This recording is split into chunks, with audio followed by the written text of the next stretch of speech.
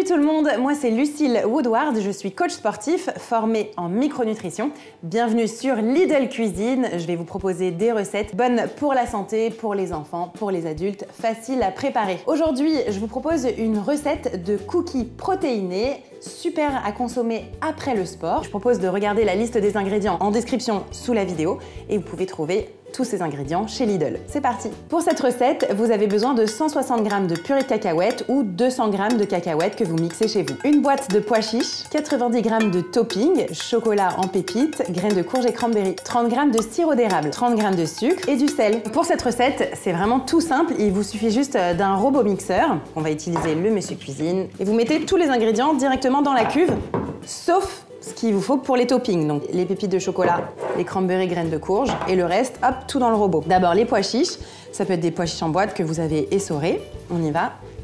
Le sirop d'érable, le sucre, vous avez vu, très peu de sucre, pas avoir trop de pics d'insuline, lisser le niveau d'énergie. La purée de cacahuètes. Alors, ça peut être du beurre de cacahuète. Attention, parce que parfois, dans les beurres de cacahuète, il y a beaucoup de sucre. Prenez le beurre de cacahuète les moins sucrés ou sinon purée de cacahuète. Comme ça, on est sûr qu'il n'y a pas de sucre du tout dedans. Si vous ne trouvez pas de purée de cacahuète, vous pouvez sans problème mixer vos cacahuètes non salées vous-même dans votre robot. Et on rajoute une toute petite pincée de sel, pas trop, juste pour augmenter un peu le goût. En plus, souvent, les beurres de cacahuète sont déjà salés. Donc, mettez pas trop de sel quand même. On y va? On mixe. Donc, vous voyez, vraiment, il n'y a pas grand-chose à faire. On mixe pendant pas très longtemps, 2 minutes max. Vous pouvez mixer aussi au bras mixeur, n'importe quel robot mélangeur fonctionnera. On y va. Là, ça a l'air pas mal. Voilà, je vous montre. Donc en fait, il faut que la pâte elle ait une consistance qui se tienne. Et une fois qu'on a ça, il n'y a pas besoin de mixer plus. C'est parti pour mettre sur la plaque du four. Et c'est bon. Dans votre robot, vous avez votre pâte qu'on va venir mettre en boule pour faire ensuite des jolis cookies. Donc ça, vous pouvez le faire avec vos enfants, c'est de la manipulation super facile que généralement ils adorent faire. Donc il vous faut de l'eau un peu tiède pour mouiller vos mains, que ce soit plus facile pour manipuler la pâte.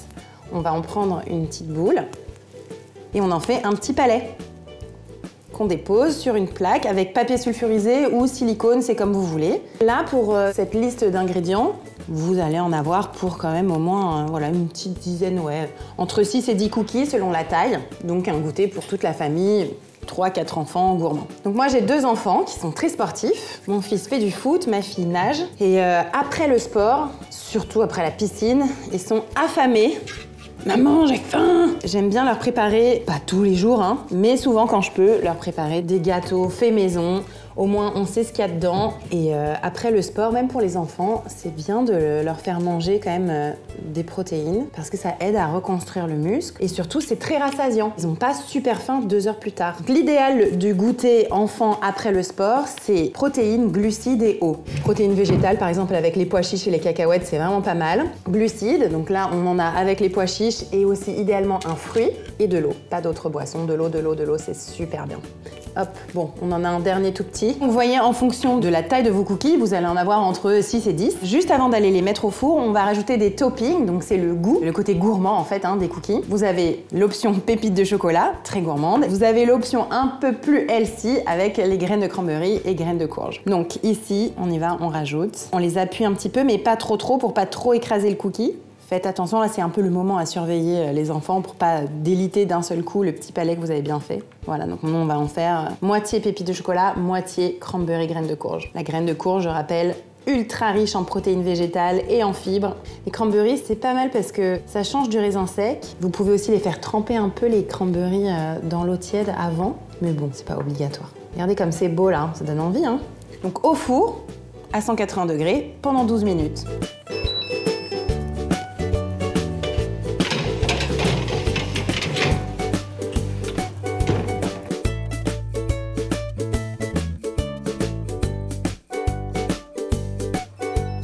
Ça sonne, ça fait 12 minutes. Après, si chez vous, vous avez l'impression qu'à 12 minutes de cuisson, c'est pas assez, chaque four est différent, vous pouvez prolonger de 2-3 minutes maximum. On y va?